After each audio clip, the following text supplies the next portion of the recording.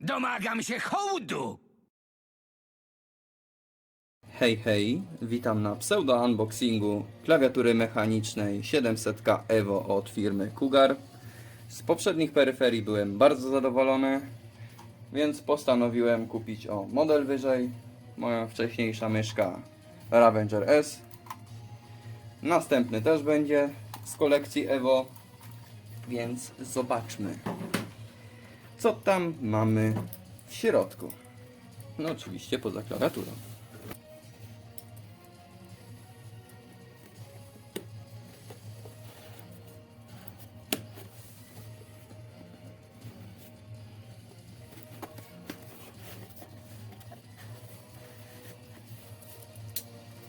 No a ASMR-u z tego nie będzie.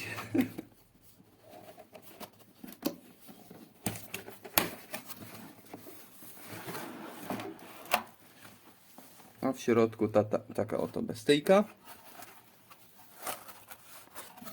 Mamy podkładeczkę pod nadgarstki. Using chocolate to express your love, huh? How sweet. Siema Sharon. Tu. Podkładeczka nie jest z plastiku. Jest ogumowana, mięciutka. W trakcie sprawdzimy. A teraz do meritum.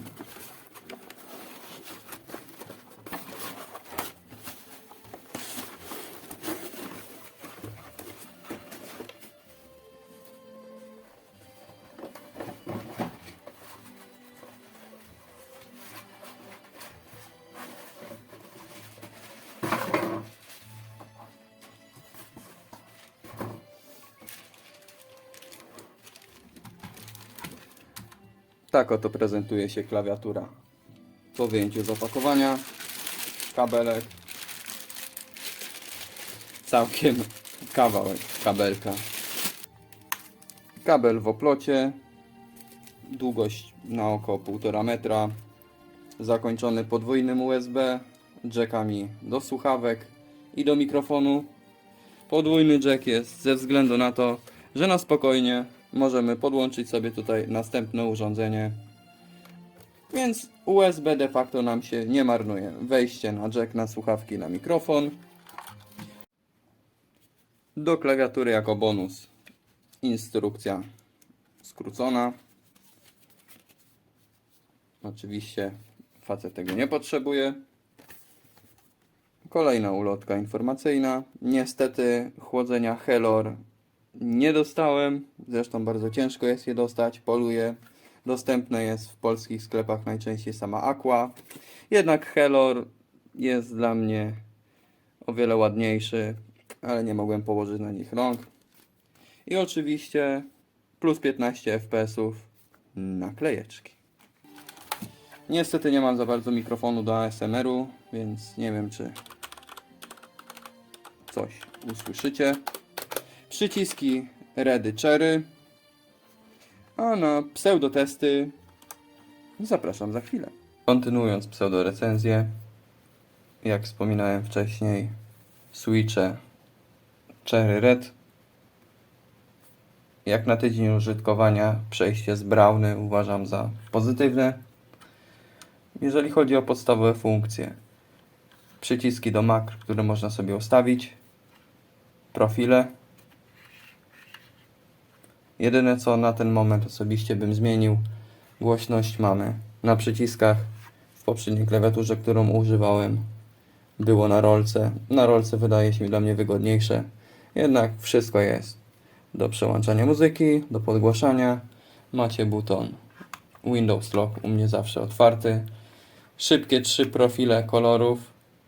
No, jak widzicie, to raczej są ziemniakowe nagrania. Taki aparat. Ale oczywiście wszystko można sobie kustomizować. Na żywo te kolory są naprawdę prześliczne. Polecam spróbować, pogrzebać samemu. Dodatkowo oczywiście klawiatura ma podkładkę pod nadgarstki. Nie jest to jakiś plastik, jest to gąbeczka.